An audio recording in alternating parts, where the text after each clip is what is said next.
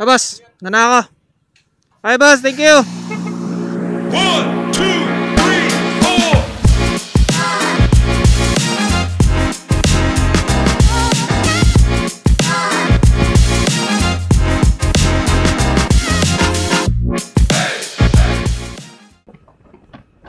4. So, magandang hapon sa inyo, mga boss. Maganda yung panahon ngayon. Medyo makulimlim na hindi naman uulan. And hopefully, wag naman sana nga umulan. Pasyal tayo ngayon sa coffee shop sa may Sariaya, Quezon. Day off natin ngayon, kaya gala naman tayo. Right? Pagas muna tayo. At kasi tayo ay 1 bar na lang. 200 po. 200 pula. Oh, may checkpoint ngayon, no? Kanina pa yung checkpoint niyan? 200. Okay na po. Thank you.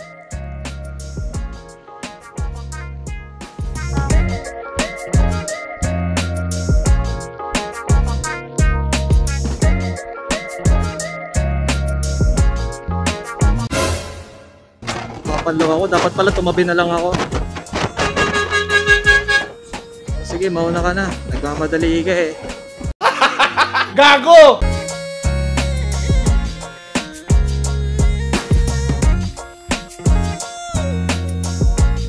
So, dito ang daan natin. Ecotourism Road. Then, papasok tayo ng bayan ng Sariaya. Ooh! Dito na tayo sa malaking wifi ng Lucena. Laki oh. Kasi dito tayo dumaan para iwas traffic. Traffic kasi sa bayan eh. Tayo sa Eco. Sa bypass ng Sariaya. Lucena, Sariaya.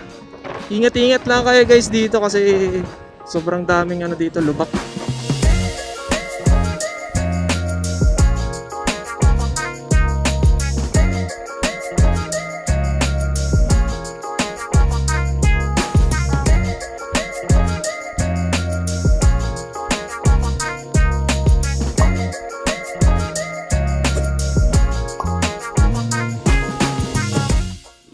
So ang gagawin yung palatandaan pag mga galing kayo Manila, siya sa kantuhan ng 7-Eleven Sariaya. Once may makita kayo sa right side nyo na 7-Eleven, yung left side nun, yun yung paakyat para di kayo maligaw. Ganto dito sa Sariaya. Ang dami nilang mga doon ng church eh. So, dapat pupunta tayo dun sa part na yun. Basta itong 7-Eleven na to. May bibilin lang tayo ngayon sa 7-Eleven. 5 minutes later. So, ayun guys. Tayo ay paakyat na ng sa may bundok. Hindi ko nga alam kung sa Beautech tayo pupunta o... Actually, wala. Kasi wala akong natitripan sa kanila na coffee. Mahalin man sa kanila. Sa Beautech. Pero, yun nga. Kapag madaming tao... baka lipat ako ng place. May isa pa dun yung Cafe Rosa. So yun nga, wala pa tayong final decision kung saan tayo tatambay. Yung pumunta kasi, 2 beses na kasi ako nakapunta dun guys. Yung una kong punta, hindi ko pa masyadong lasa kung natripan ko ba o hindi. Kasi puro kwentuhan kami ng tropa ko nun si Angelo, nung kami pumunta dun ng tren. Shoutout nga pala kay Angelo. So yun, hindi ko natripan yung coffee nila. Nung pangalawa namin yung kasama ko na si EG, si Adrian. Kahit siya yung siya yung master ko pagdating sa mga kape. Kung ano mga binibigay niya sa akin tips, mga suggestions. Siya din yung nagsuggest sa akin na puntahan ko yung sa Lukban. Yung sa una nating vlog. Yung lasa ba ng ice coffee nila, ang pait. Hindi ko alam kung bakit ganun. Ang pait baga nga asim. Kaya daw maasim ang kape, it's either luma or pangit yung beans na ginamit sa coffee nila. Alam mo kasi yung lasa ng kape kapag luma or hindi. Pero kapag for example, madaming tao talaga sa Beautech, lilipat ako ng place. Doon tayo sa Cafe Rosa.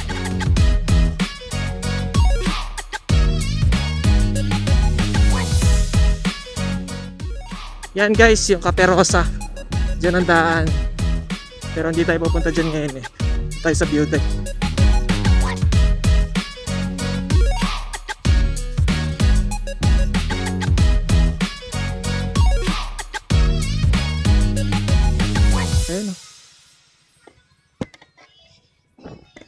Overlooking.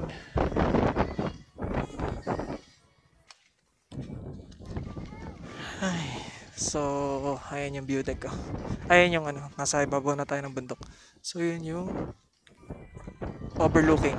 Ang daming tao. Bawal na pala dito sa baba. Oh. Bawal na sa baba. So dito ka lang sa taas. Ayoko na. Kaperosa na lang tayo guys. Doon na lang tayo. Siksikan dun sa view deck. Diyan ako nag-celebrate nung last birthday ko. Nung March. Masarap yung pagkain nila. Mura pa. Nagastos ko lang nun almost ay parang sa ilang kami nun. 8 or 9 person. Nagastos ko nun ay parang nasa 2.5, 2.3. Parang ganun. Yan. Kaperosa.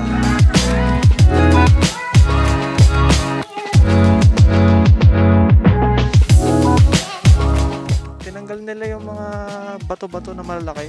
Last time na punta ko dito, sobrang bato. Nakakadaan naman pero sobrang mabato. Pwede na siguro to. Okay na yan. So ito, Kaperosa.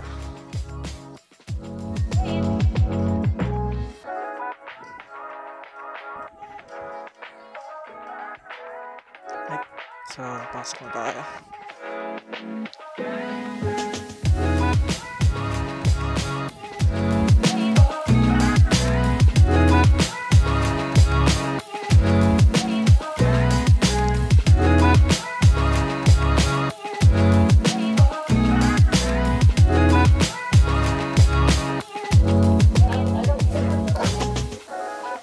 Kaperosa. Ito yung lugar nila. Cozy.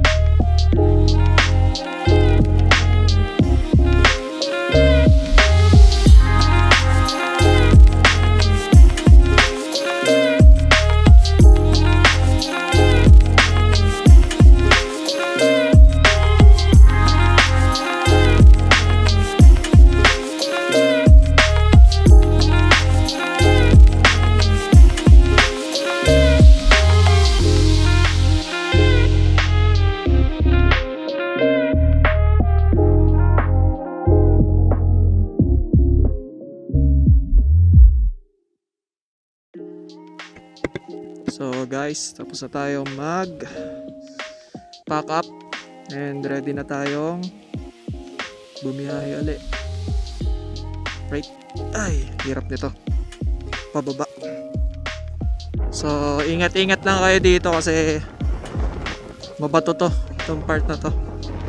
Baka kayo madulas or huwag naman sana. Grabe ganda ng lugar dito eh. Kuha nga muna tayo ng picture kahit isa. Tayo dito sa may dulo.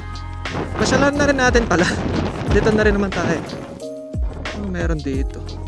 Tingin ko dulo na to eh. Park tayo dito. Hindi naman siguro bababa. Kuha lang tayo ng photos.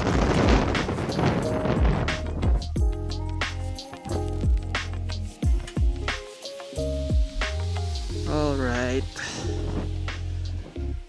Pwede na yan. Alis na tayo. Lamig na dito eh. Laki ng bundok oh.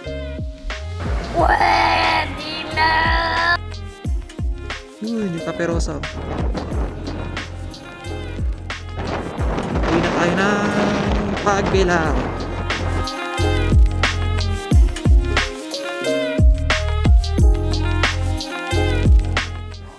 Hindi na tayo tumuloy kanina sa beauty kasi sobrang daming tao. As in, sobrang daming tao. Cape Calayo, tapos dun sa part na yun is Mount Banahaw View Deck. So galing tayo ay dito sa Caperosa. Let's go, baba na tayo ng bundok. Dahan-dahan lang tayo dito kasi hindi tayo naka-EBS. Madulas ang kalsada, lalo dito is sementado to eh, madulas din to eh. Hindi na tayo magpapagabi kasi mahirap dito. Madilim ang kalsada. Walang ilaw dito eh, kaya lumarga na tayo. 6 PM.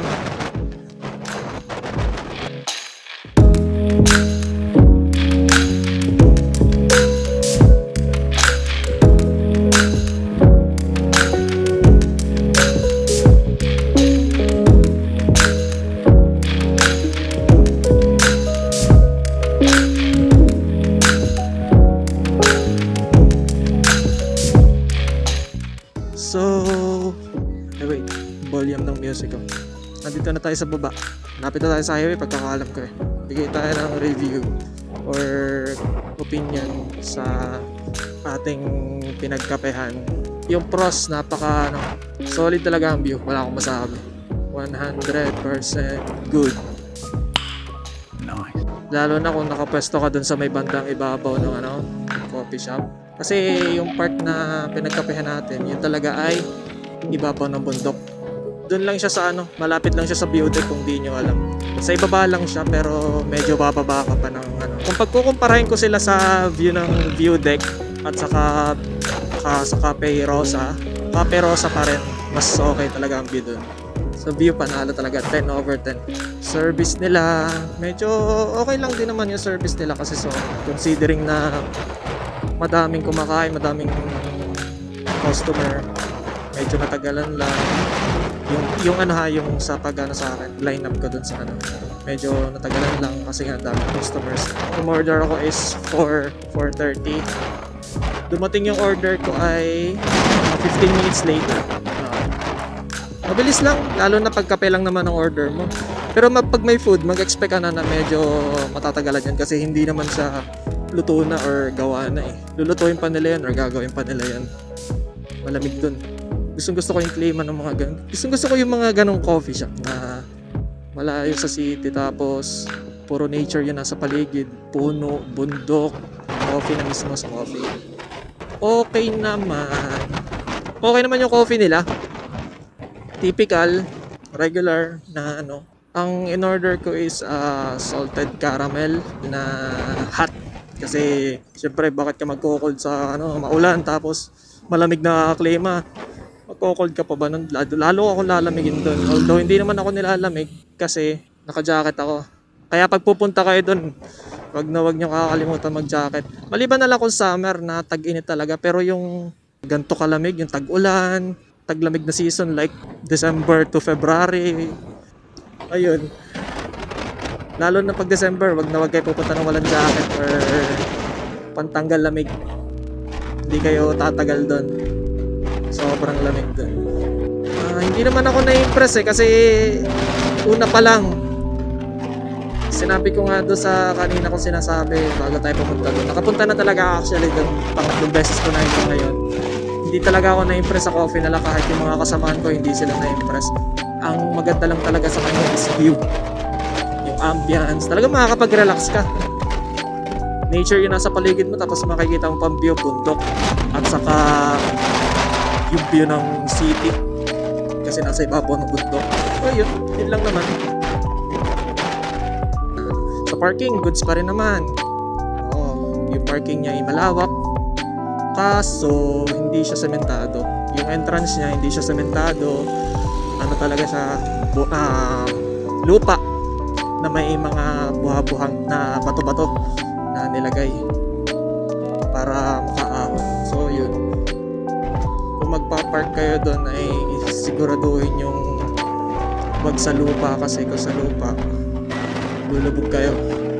Ina-expect ko pati maganda yung panahon eh. Sama ng panahon.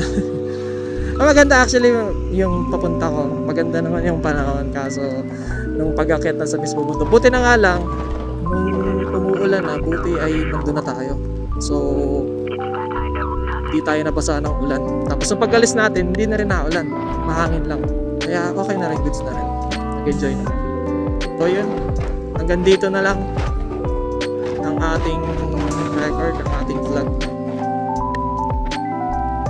Kasi na-review ko na naman.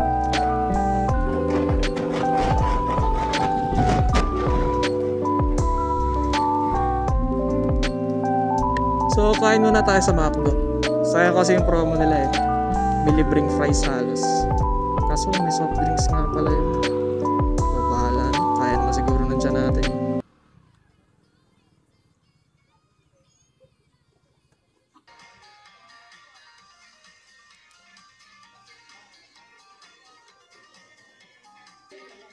Meron nga pala tayong McDo up. So mag-McDo up na lang tayo. Order po. Ano po yan? McDo up po. Dito lang siya. Dine-in. Pwede bang maka-request ng ano? Pwedeng Thai part? Thai part daw po. Thank you. Okay. Thank you.